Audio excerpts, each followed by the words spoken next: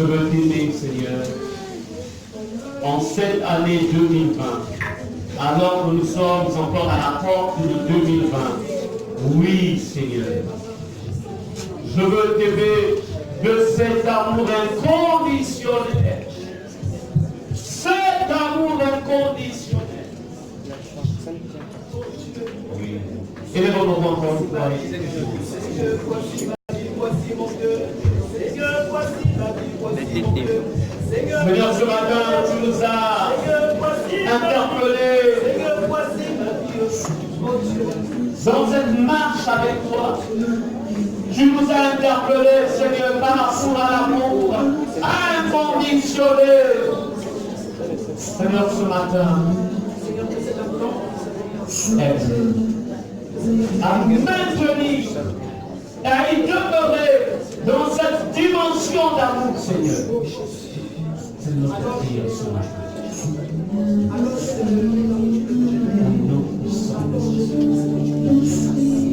Alors je ne plairai point aux hommes.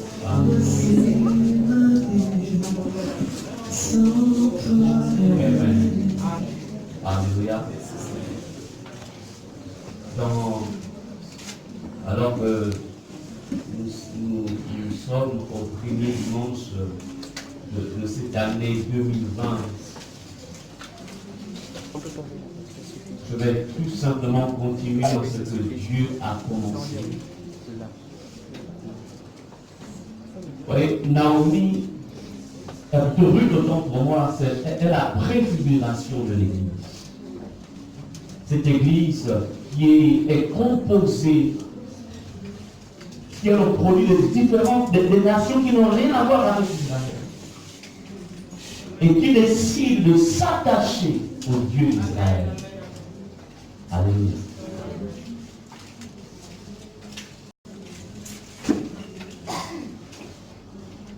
La véritable Église marche avec Dieu de manière inconditionnelle.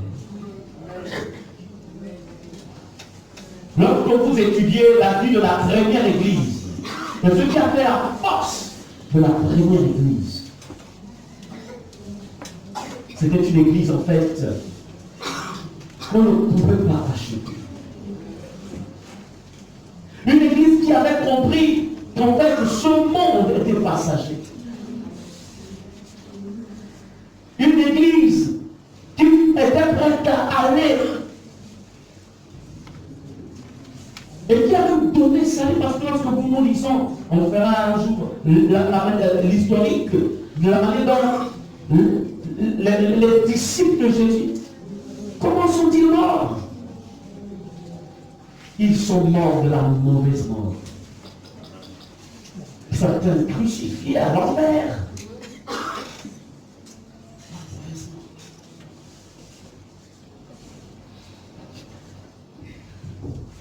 Église. Et voyez-vous, il y a une 4 semaines, on a travaillé sur comment vaincre les envoûtements.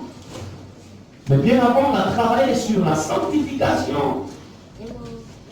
Et après cela, nous sommes allés à la fin, on a travaillé sur la consécration. Mais donc, pourquoi l'Esprit de Dieu a orienté les choses de cette manière? Et la première phase de ce message, Dieu nous interpelle sur l'amour.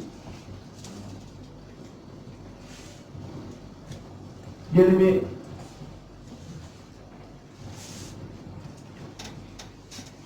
je ne sais pas, je voudrais vivement ici réveiller encore quelque chose en vous. La nécessité d'être prêt. Être prêt.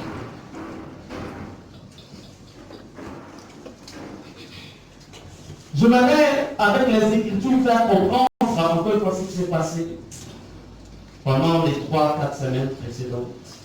Ouvrons Josué 5, verset 2 à 5. Et nous lirons aussi le verset 10 à 14. Parce qu'il est important de savoir se situer dans l'esprit. Notre marche, elle n'est pas physique, mais elle est spirituelle. Je veux savoir où est-ce que je me situe.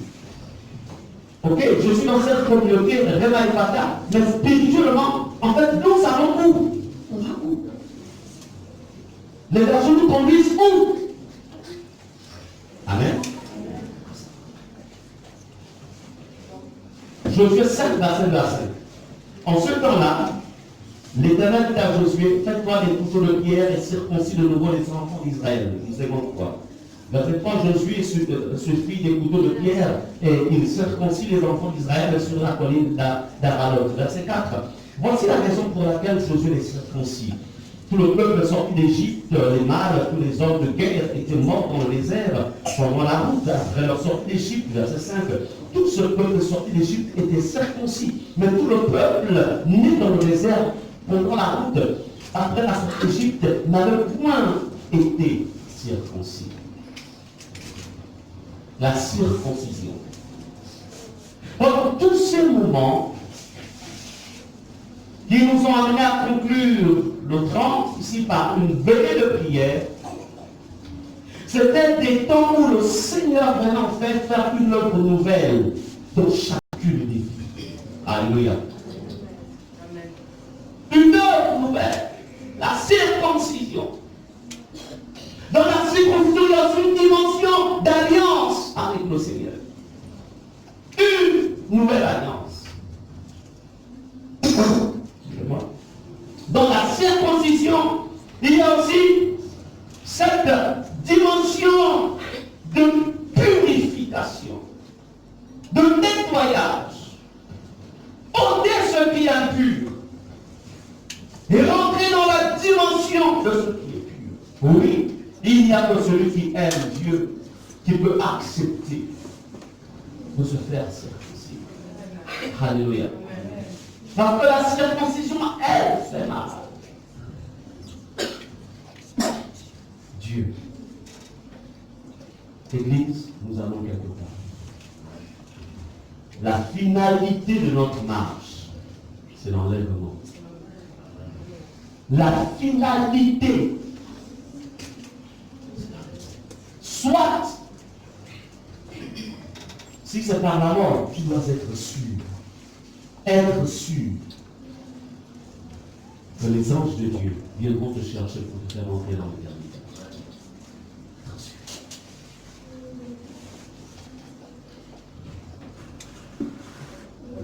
Bien-aimé, au verset 13, au verset 12, la Bible dit, la manne cessa le lendemain de la Pâque. Quand ils mangèrent du blé du pays, les enfants d'Israël n'eurent plus de manne. Et ils mangèrent les produits du pays de Canaan cette année-là. Comme Josué était près de Jéricho, il leva les yeux et regarda. Voici un homme se tenait debout devant lui. Son épée nue à la main. Il alla vers lui et lui dit, est-il le nôtre ou de nos ennemis? Verset 14. Il répondit, non, mais je suis le chef de l'armée de l'Éternel. J'arrive maintenant. Josué tomba le visage contre terre, se prosterne et lui dit, qu'est-ce que mon Seigneur dit à son serviteur? Un nouveau déploiement, de nouvelles forces, un nouveau contingent d'anges guerriers. Pourquoi? Parce que le chemin qui nous attend, il y a un type d'adversaire, un type d'ennemi, un type de démon, un type de force occulte. Alors il faut renouveler l'armée. Alléluia. Ce moment a été conçu.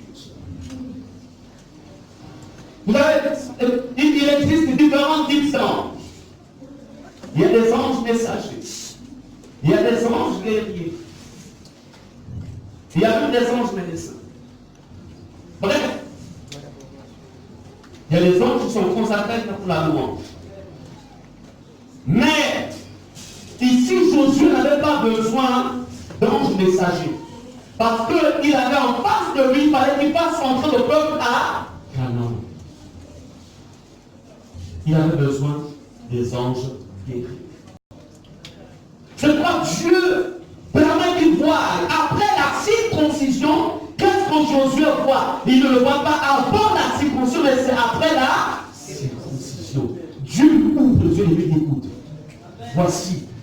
voici le nouvel ange qui marche avec vous.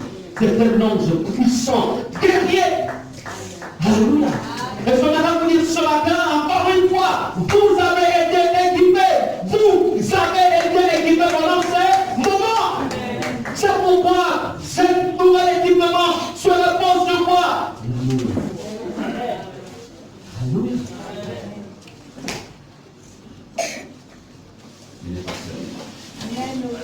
Alléluia, dis, je ne suis pas seul. Je ne suis pas seul. Je ne suis pas seul. Celui qui est en moi est plus grand que celui qui est dans le monde. L'armée que Dieu a mise à ma disposition est plus puissante. Je sais ce qui est en face de moi.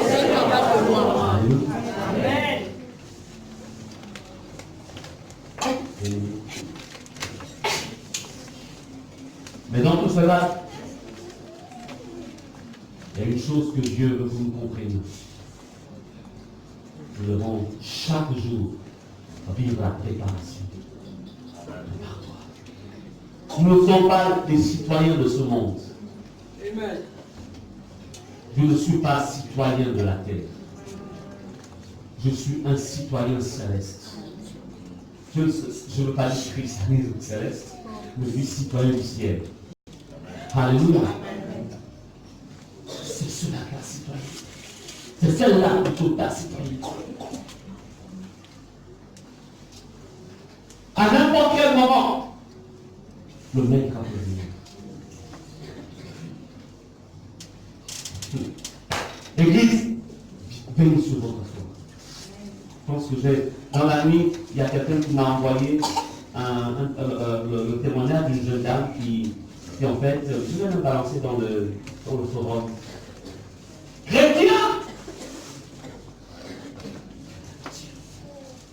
Préparons-nous à la rencontre de notre vie. Préparons. Cette chrétienne,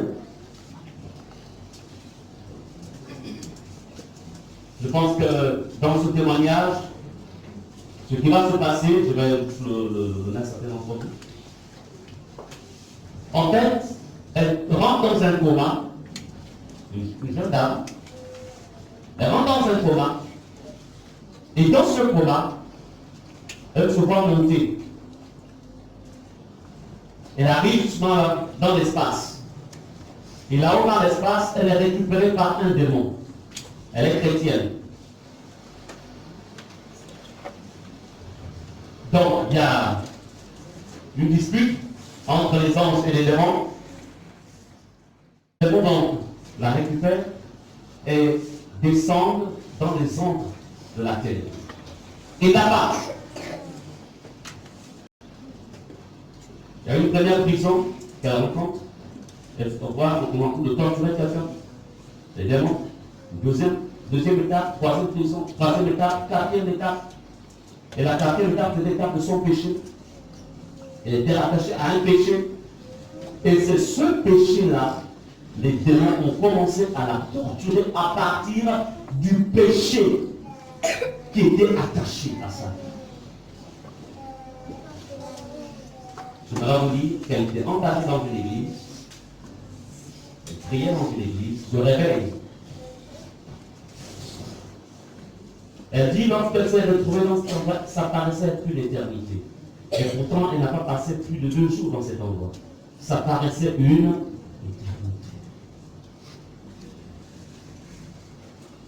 Église. Allons-y dans Amos 4, verset 12 à 13.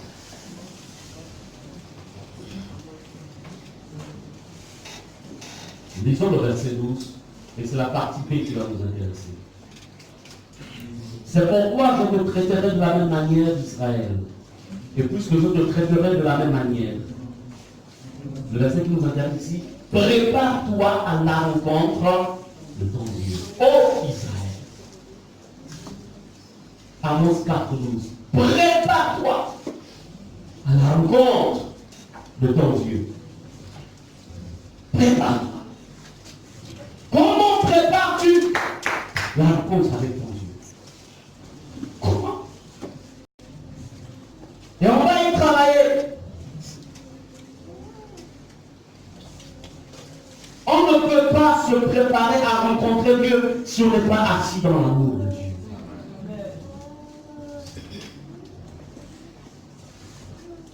Jésus a dit, le sel de ta maison me dévore. L'amour. Prépare-toi. Prépare-toi à la rencontre de Dieu. Ce n'est pas un verset qui concerne, qui s'adresse aux païens. Non.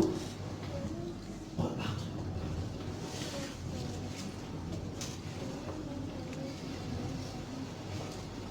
Amen. Quand Dieu fait un miracle dans ta vie, quand Dieu t'accorde une guérison, c'est pour que tu sois en pleine forme pour sa gloire. Quand Dieu t'envoie une bénédiction matérielle, c'est afin que tu cesses en fait de te plaindre, c'est pour sa gloire. En fait, tout ce que Dieu peut faire dans nos vies, ce n'est pas pour nous faire comprendre qu'on doit s'y accrocher, comme si ces choses étaient nécessaire pour nous.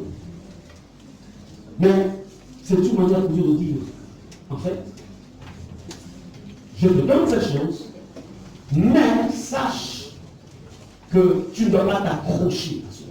Le problème, c'est que beaucoup de chrétiens aujourd'hui s'accrochent à la bénédiction, mais ne s'accrochent pas à celui qui bénit. Et aujourd'hui, le diable a renversé des choses. Il a réussi à séduire l'Église de sorte que nous sommes devenus des chercheurs de bénédiction. Et nous ne sommes plus des chercheurs de Dieu. Amen. Et ça, c'est une erreur. Regardez la plupart des témoignages aujourd'hui. Le Seigneur m'a béni, pasteur.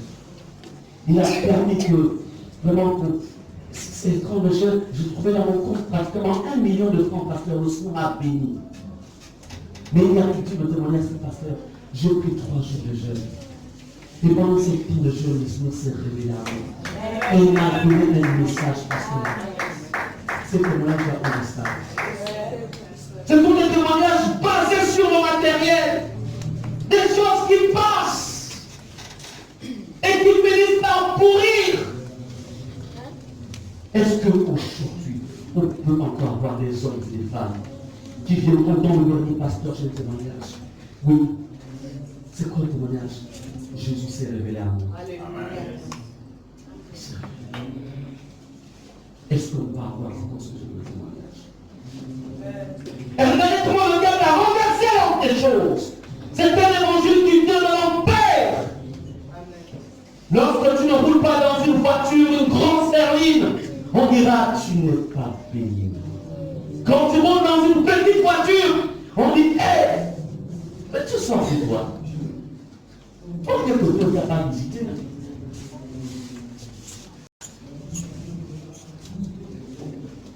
La bénédiction, l'onction aujourd'hui est rattachée aux choses matérielles.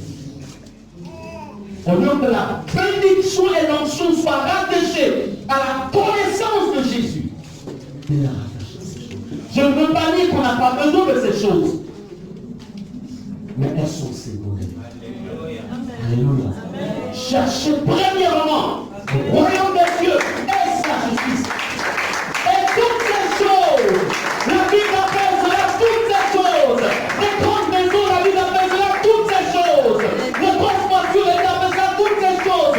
Oui, le commandement de Dieu garder, la Bible appelle cela toutes ces choses.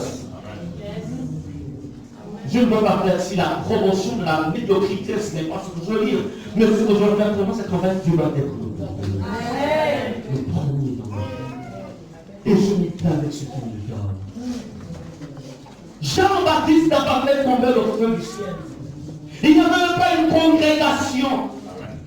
Mais Jean-Baptiste fut le plus grand des prophètes de l'Ancien Testament. Vous comprenez cela? L'Église. Préparons-nous à la rencontre de notre Dieu. Travaille cette préparation. Il y a un point évangile qui est rentré subtilement dans le corps de Christ. Un faux évangile. Et le diable travaille de manière à corrompre même ceux qui étaient dans la vérité. Le diable travaille. J'ai dit à Dieu dans le prière, Seigneur, ne me fais pas un don qui va me corrompre. Ne me fais pas un don qui va élever mon orgueil. Ne me fais pas un don qui me fera oublier la prière et le jeûne. Dieu garde ces choses. Si ce don doit élever l'orgueil en moi, je refuse. Je refuse. Je refuse.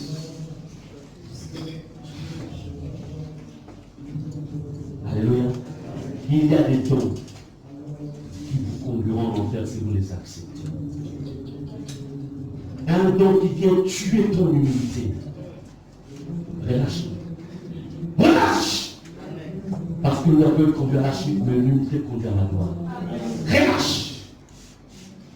Une promotion, même sur le plan professionnel, qui te détache de ton Dieu, qui te détache de l'humilité, s'il te plaît. Relâche. Parce que je me dis une chose. Ton âme a plus de valeur que toutes ces choses. Et Satan est prêt à te donner le monde entier s'il peut avoir ton âme. Il est prêt à te donner le monde entier. Il a pris Jésus. Il a suspendu sur lui. Il a des regards pour ce royaume. Si et seulement Jésus, je peux avoir ton âme. Prosterne-toi sur Jésus dans toutes ces choses. Car ce que tu vois là, ça m'a été donné. Je te l'ai donné. Il est prêt. S'il vous plaît, Église, préparons-nous à la rencontre. Alléluia. Lorsque quelqu'un se prépare, il a une manière de marcher, une manière de fonctionner. Il ne vit pas comme si, en fait, il va y rester. On a tous fait des voyages, surtout au village, surtout à l'extérieur du pays. On a tous fait des voyages, de regarder avec quelle spontanéité. On n'est pas dormi tard parce qu'on va ranger son petit sac. Si c'est vrai, on va à l'étranger, il faut tout de suite, il faut tout faire pour trouver les euros, pour trouver les dollars. Il faut tout de suite, il faut. Il y a une certaine. Il y a des dispositions contre. Comment te prépares-tu? Se multiplie ça en vain. Vous pensez? Les péchés de l'homosexualité qui se multiplient, vous pensez que ça en va?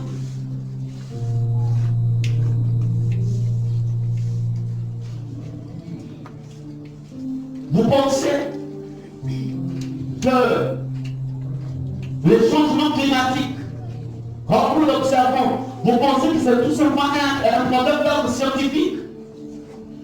Non. Non. Ne nous y trompons pas. Ces choses annoncent quelque chose de très grand. La terre va entrer dans ce qu'on va appeler les douleurs. Les douleurs. Les douleurs. La vérité, c'est que Jésus viendra chercher son.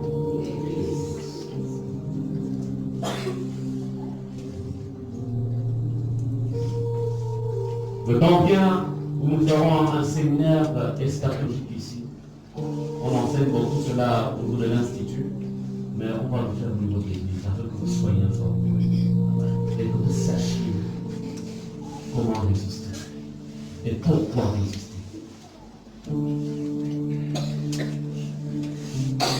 Apocalypse 19, verset 6 à 7.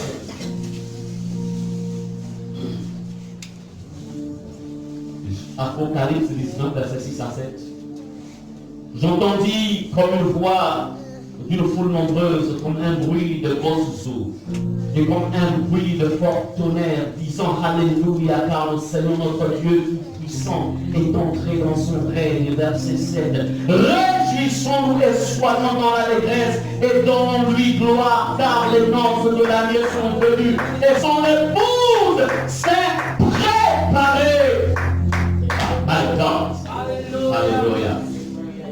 Car les noces de l'agneau sont venues. Église, Dieu a deux peuples. Quand vous lisez la Bible, Dieu a deux peuples. Il a le premier peuple qu'est Israël quand la Bible parle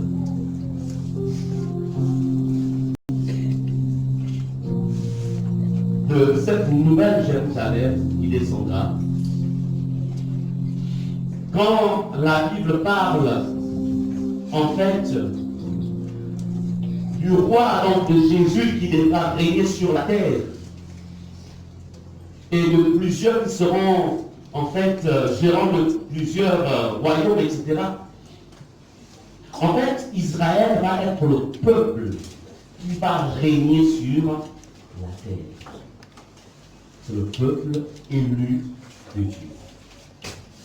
L'Église est le peuple racheté de Dieu. L'Église, c'est l'épouse de Jésus-Christ.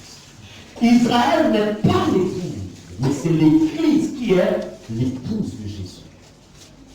L'Église est composée de toutes les nations de la terre, même les Juifs qui ont accepté Jésus entrent dans l'Église, c'est-à-dire le corps. On les appelle les Juifs messianiques. Donc, l'Église, le messianisme, ça n'a rien à voir avec le peuple d'Israël. Amen. C'est pourquoi l'âge de l'Église va vers sa fin. L'Église, la porte qui caractérise l'âge de l'Église, en fait, est en train de se refermer. Se refermer. Et une fois elle sera totalement fermée, c'est là que la trompette sonnera les cieux et le maître de Jésus, l'époux, viendra chercher l'Église. Alléluia. Et la Bible, il y aura des noces dans les cieux, des noces de l'amour. Et l'Église restera à jamais, éternellement, avec qui? Avec son époux. Alléluia. Et tu as le privilège de faire partie de l'Église. Tu as ce privilège.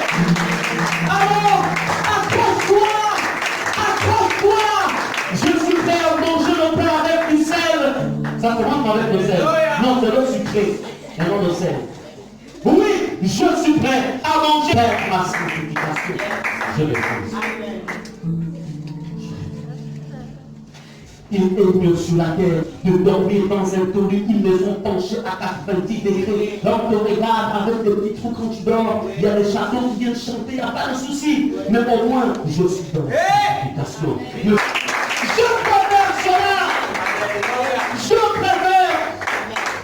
Alors que je servais un jolet, un homme politique m'a observé et me dit, tu es un bon pasteur, tu es jeune. Mais je vais te présenter au chef politique de cette province. Parce que tout simplement, et comme ça, il va te coacher. Et ensuite, il t'enverra à l'étranger. Je dis merci beaucoup. Gardez vos promesses. Alléluia.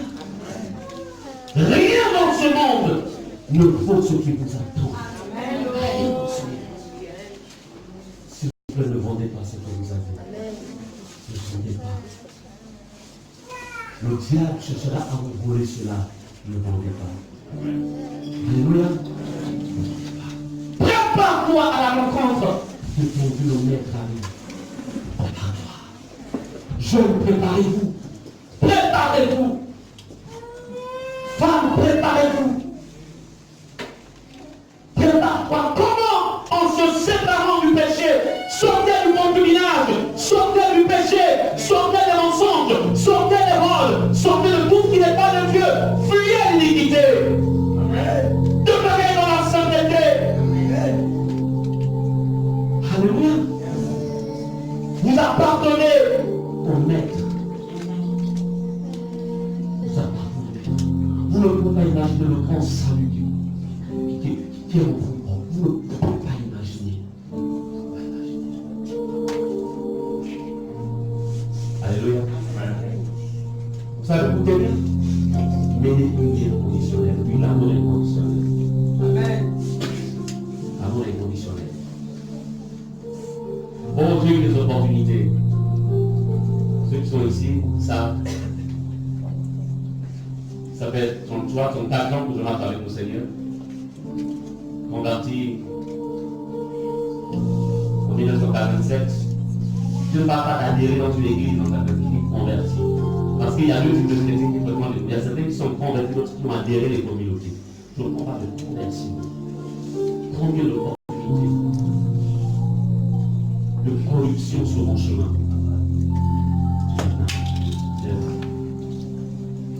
Vous pouvez m'apprendre à lire quand il faut lire. Alléluia. Préparez-vous à la rencontre de Dieu. Nous ne sommes pas un peuple terrestre. Nous sommes un peuple d'en haut. Jésus, le Maître, a payé le prix. S'il vous plaît, l'enfer a été fait pour Satan et ses anges.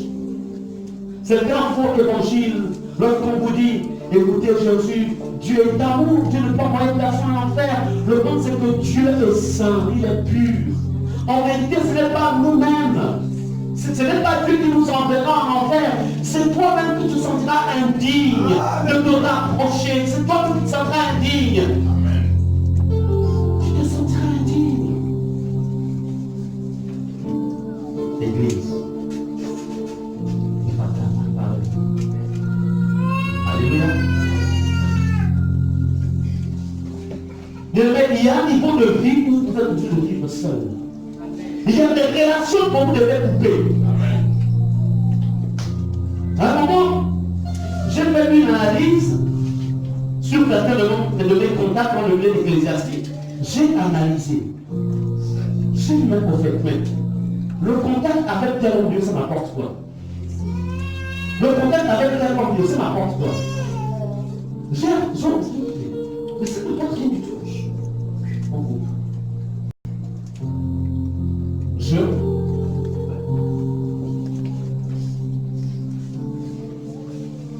Bien-aimé, il est mieux de marcher seul et conserver ce que Dieu t'a donné que de marcher accompagné, que de perdre ce que Dieu t'a donné.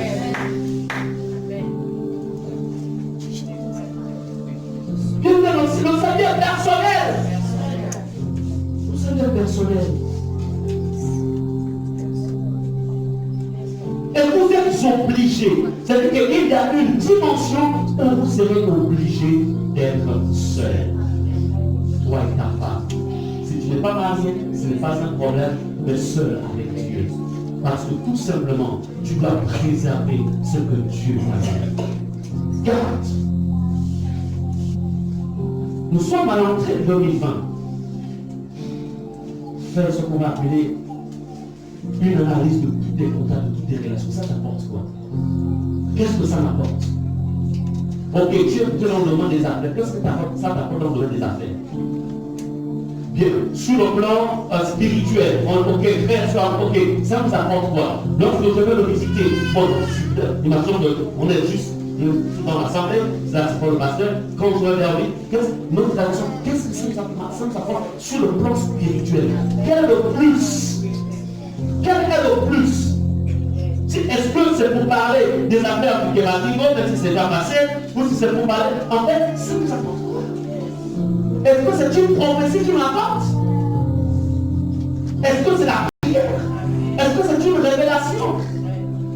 Ou bien c'est pour parler de tout? Mais tout n'édifie pas. Tout est utile de tout, mais tout n'édifie pas. Alléluia. Il y a un niveau où tu es obligé d'accepter la solitude. Bien-aimé, l'aigle ne se mélange jamais avec d'autres oiseaux.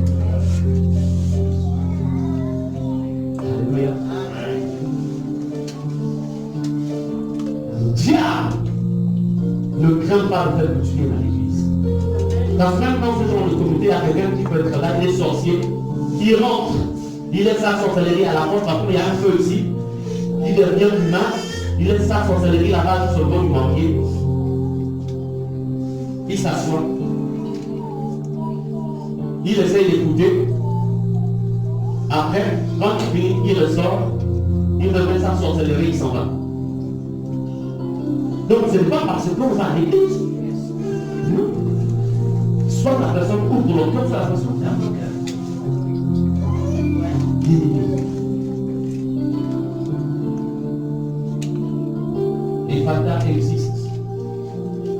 pour moi qu'on puisse vous présenter à béni, Seigneur. C'était un petit troupeau, mais les voici, Seigneur. Nous sommes battus pour nous maintenir dans la sainteté afin d'utiliser des modèles. Je suis fidèle à la femme, c'est afin que je puisse avoir un message de dire, vous pouvez être fidèle à votre femme. Ce n'est pas parce que la porte je l'aime, mais c'est parce que j'ai un message. Ma vie doit être un message. Et elle doit aussi avoir un message. Nous n'allons pas dans des lieux publics. Un jour, quelqu'un me dit au dit, pasteur, on va faire ça. Assis, bonjour. Non, frère, ce n'est pas les partenaires. Il joue pasteur, on vient. Je dis, ce que j'ai là, l'option que j'ai là, je vais m'asseoir. On va acclamer. Un ballon derrière lequel plusieurs personnes courent, c'est pourquoi ils courent derrière la boule là. Moi, je vais acclamer. Moi.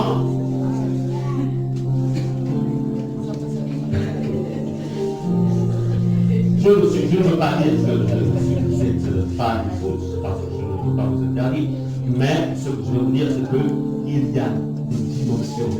Quand tu as une certaine sphère, tu ne réussis pas. Je ne pense pas que l'apôtre Paul allait dans les Colisées pour aller supporter ce que l'empereur Néron supportait, je ne pense pas. Je ne pense pas que l'apôtre Pierre se retrouve aussi dans les Colisées, je ne pense pas. Mais ceux de la base, du bâtiment spirituel vont se retrouver dans ce genre de temps. Pourquoi? J'ai quelque chose à protéger. Tu dois protéger l'onction. Parce que dans ces endroits qu'on appelle ça, la plupart des équipes vont d'abord dormir dans des cimetières. Ils viennent avec des démons stars. Et quand les démons sont rassemblés, alors ils se rendent compte que le pasteur Justin est là. Alors ils vont venir pisser sur ma tête. Et ensuite le dimanche matin, l'onction a disparu. Il n'y a que la lettre qui reste. Mais puisque tu es dans son milieu, vous êtes dans le milieu des démons, vous voulez pas quoi?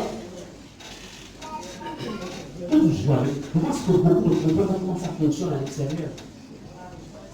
Gardez ce pour vous. Gardez. Alléluia. Le plus grand défi. Vous savez, je dis souvent aux gens, c'est que, vous savez, la grâce que vous avez, c'est que vous avez des bergers qui ont connu le réveil des années 80 et qui ont conservé.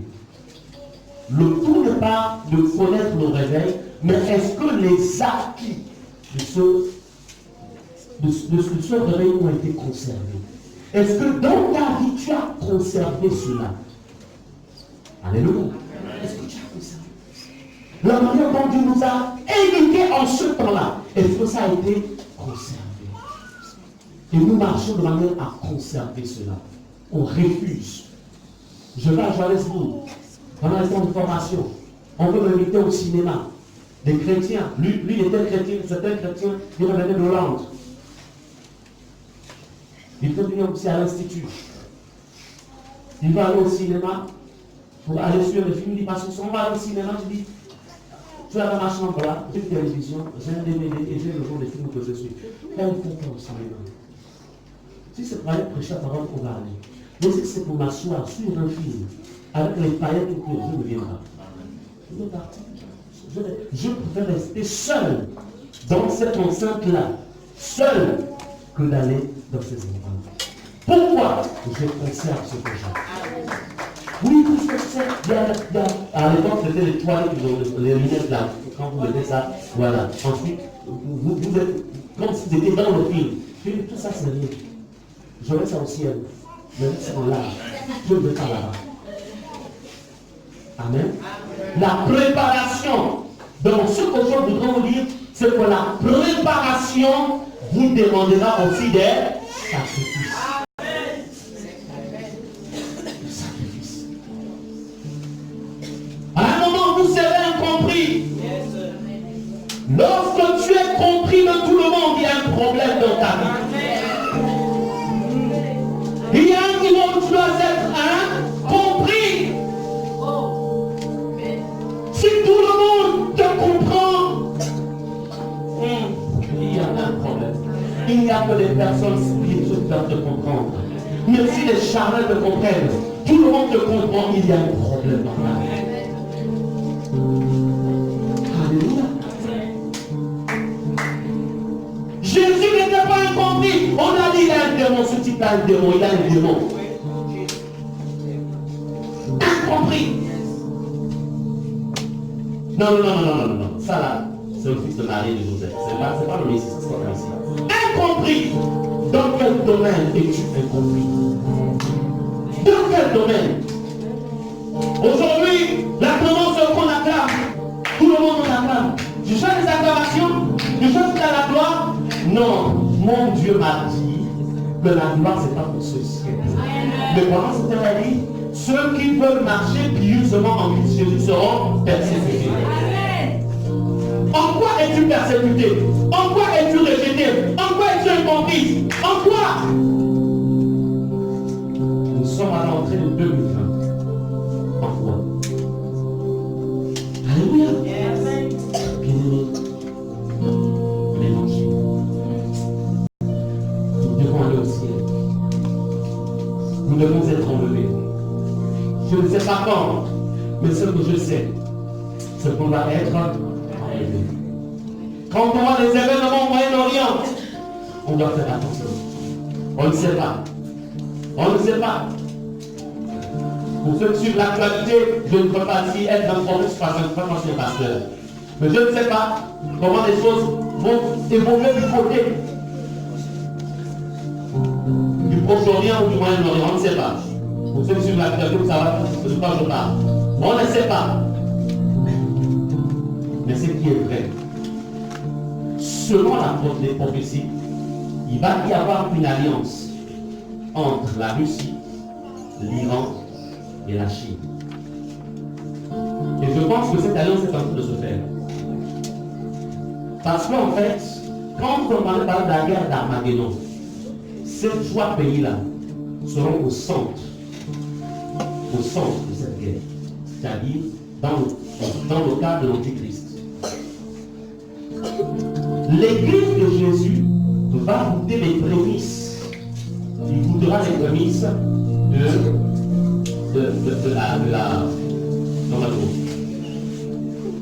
oui. Va goûter en fait les prémices. Non pas persécution.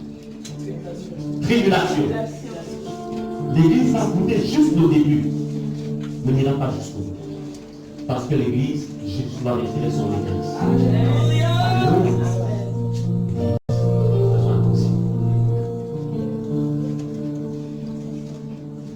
La Bible dit, réjouissons-nous et soyons dans la détresse, plus loin.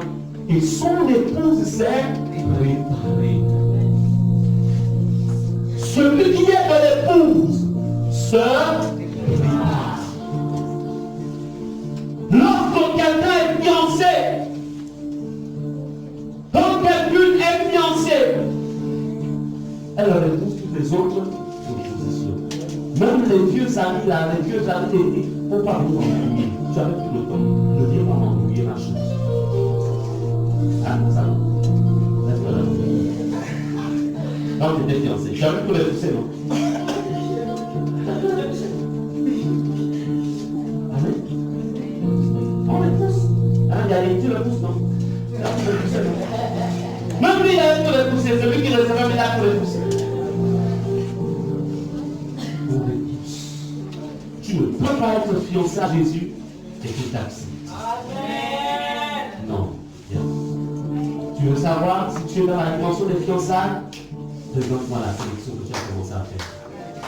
Qu'est-ce que tu as commencé à rejeter? Ne croyez pas en l'évangile qui dit on demande pardon au Seigneur, le sang de Jésus va te purifier. Même si tu pêches, quand tu demandes pardon, le Seigneur est amour. Il te pardonnera tous tes péchés. Tu sais, Jésus est mort sur la croix. Son sang te fait de tout péché. Il n'y a pas de souci. Jésus est amour. C'est l'évangile du diable. C'est l'évangile des ténèbres. Parce qu'on ne se moque pas de Dieu. Vous savez comment savoir que la grâce de Dieu agit dans la vie de quelqu'un? Pour savoir que la grâce de Dieu agit, c'est le champ de pouvoir et la capacité de dominer le monde, la chair et le diable. Amen. Alléluia. C'est ce qu'apporte la grâce, la capacité de dominer le monde, dominer la chair et dominer lui-même le diable. Parce que le diable, le monde et la chair, c'est sa trinité. Ne nous y trompons pas. N'ayons pas une fausse espérance.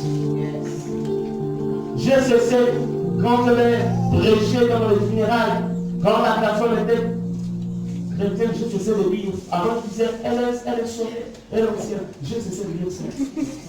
Je veux seulement pour que ceux qui sont là acceptent Jésus. Parce qu'il faut que je connaisse, tant que je ne connaissais pas la relation que cette personne avait avec Dieu. Vous savez comment c'est qu'en fait, lorsque vous avez des gens, des occultistes, qui sont là, pendant les funérailles, ils sont 4 yeux. Parce que lorsque quelqu'un n'est pas en Christ, ou quelqu'un ne connaît pas le Christ au sérieux, quand elle meurt, elle n'est pas aussitôt envoyée dans l'éternel. Parfois, elle est là sous le cercueil. En fait, tant que son corps n'est pas enterré, en fait, il est là. Son esprit est là. Donc maintenant, voici l'évangéliste Serge. Alléluia, amen. Cette personne que vous voyez, pour que nous sommes là, elle a marché avec Jésus. Elle a donné. Hein? C'est comme ça qu'on se vous aide. Et donc, elle est auprès du Seigneur. Alors, il y a un sorcier qui a dit, après le petit plastique, c'est ce que tu es en train de dire. Alors, le type de soit sur le cercueil, lui dit qu'il est au ciel alors qu'il est là de voir même là. Voilà un peu ça. Donc, quand on ne connaît pas la vie réelle de la personne, il ne faut jamais dire qu'elle est au ciel. Amen. C'est donc Jésus que les gens acceptent le Seigneur. Vous pouvez pas connaître les mystères qu'il y a lors des funérailles. Il y a des mystères qui sont là. Le mouvement c'est-à-dire qu'il y a un mouvement intense des esprits. Il y a un mouvement intense. Bon, maintenant, il y a certaines personnes qui ont été tuées de manière sorcellaire, automatiquement leur esprit est récupéré et entraîné quelque part pour qu'on ne le voie pas. Bon, c'est pas ça le message. Alléluia. Préparons-nous. Le dernier passage que je veux lire avec vous. Apocalypse 21, verset 1 et le verset 27. Dieu dit, puis je vis un nouveau ciel et une nouvelle terre. Car le premier ciel et la première terre avaient disparu et la mer n'était plus. Verset 27. Il n'entrera chez elle rien de souillé, ni personne qui se livre à l'abomination et au mensonge. Il n'entrera que ceux qui sont écrits dans le livre de vie de la vie. Dites-moi, on me dit que la prospérité signifie que tu as construit plusieurs buildings. Mais ici, on me dit qu'il y a une nouvelle terre. Donc, on dit que cette terre présente sera détruite. Finalement, n'est-il pas mieux de fonctionner comme l'homme de Dieu qui nous a précédé récemment, qui est longtemps en éternité, l'homme de Dieu banqué, qui a sauvé plus de 60 millions, 70 millions d'âmes. N'est-il pas mieux de rentrer à ce genre de paradis que de rentrer à un paradis sur lequel on a eu 70 millions de vies sur la terre? Bien on ne fera pas ce genre de folie. Si Dieu nous fait la grâce, et il nous la fera forcément, d'avoir autant d'argent que possible, il serait mieux de bâtir des vies des gens. Il serait mieux de bâtir des espaces pour les orphelins, pour les veuves, bâtir des espaces pour les nécessiteux et donner un sens à leur vie, que d'injecter des millions de francs dans des bâtiments qui vont perdre de leur fait, qui resteront sur terre, qui vont être détruits. Je ne veux pas dire qu'on ne doit pas avoir quelque chose de beau. Je pense que ça fait du bien, en fait, d'être dans un endroit où on a la fraîcheur artificielle. Ça nous empêche de... Ça nous empêche... En fait, je parle, nous devons avoir le minimum. Mais n'injectons pas le maximum dans les choses qui passent. Il y a des vies dehors qui ont besoin de ce maximum. C'est pourquoi nous devons comprendre quel est le sens. Quel est le sens de notre appel. Quel est le sens.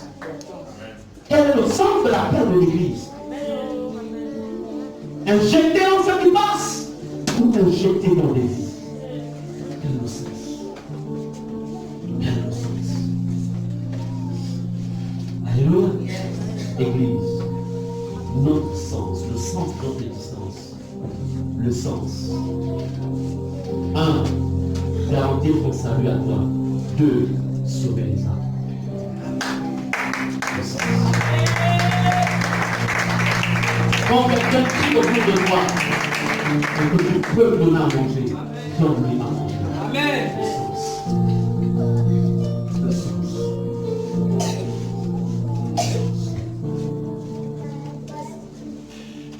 Accordons de l'attention aux pauvres à côté de nous. Accordons de l'attention aux pauvres à côté de nous. Voici le sens. Le sens, c'est la veuve. C'est cet orphelin.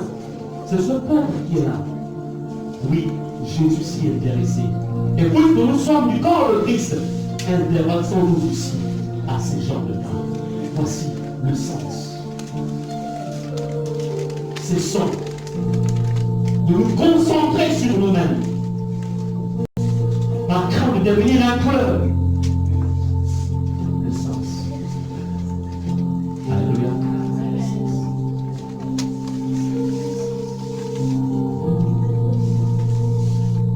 Je lis un nouveau ciel et une nouvelle terre. Car le premier ciel et la première terre avaient disparu. Tout cela passera. Tout passera. C'est pourquoi que ton cœur ne s'y accroche pas. Que ton corps ne s'accroche pas à ton emploi, à ta fonction, à tout ce que tu peux avoir. Que ton corps ne s'y accroche pas. Parce que ces choses partiront. En fait, tu ne seras pas dans les tourments. Parce que parfois le diable, pour tester la profondeur de ton attachement à Dieu, Dieu peut permettre que cela te soit retiré. C'est pourquoi avec ça ou sans ça, pas dire à Dieu, je peux vivre. Je peux vivre. Je peux vivre. Vous savez la différence entre un enfant qui a souffert et celui qui n'a pas souffert? Vous savez la différence? C'est qu'en fait, il vit dans n'importe quelle situation. Parce que quand j'étais jeune, j'ai connu ce que ça veut dire, la souffrance. Je connais ce que ça veut dire, la souffrance. Je sais quand tu arrives à midi et qu'il n'y a rien à manger à la maison. Parce que tout simplement, la famille elle est tellement grande. Je ne vais pas essayer peut-être réveiller les vieilles émotions. Mais tu sais une chose, c'est qu'il y a ta mère qui se bat pour toi. Elle se bat. Elle se bat tant bien que mal.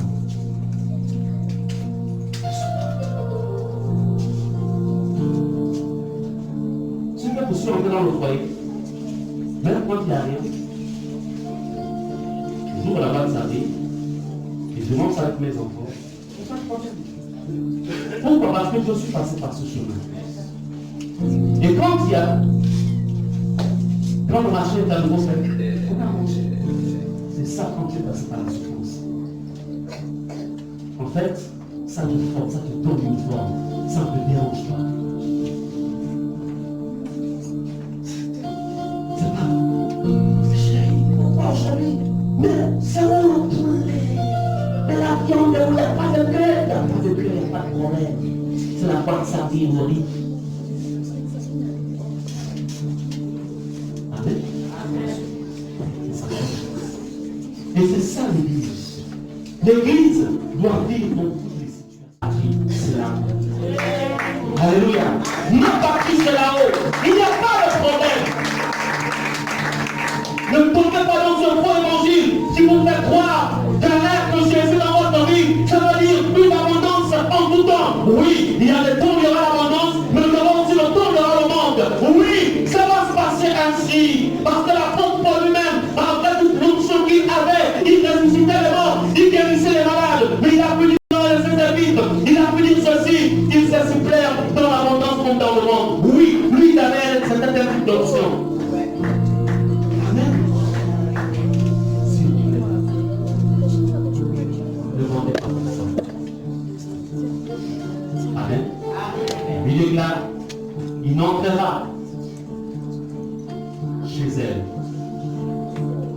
de souiller, ni personne qui se livre à la domination de mensonge. Il n'endra que ceux qui sont écrits dans le livre de vie de l'agneau. Un autre faux évangile, c'est qu'il y a des prédicateurs qui disent une fois que ton nom est inscrit dans le livre de vie, ils peuvent te dépasser, c'est faux. Le nom peut être. Moïse a dit, Éternel, efface mon nom du livre de vie. Quand il intercède pour Israël, et que dans le efface mon nom, comment les peuples alentour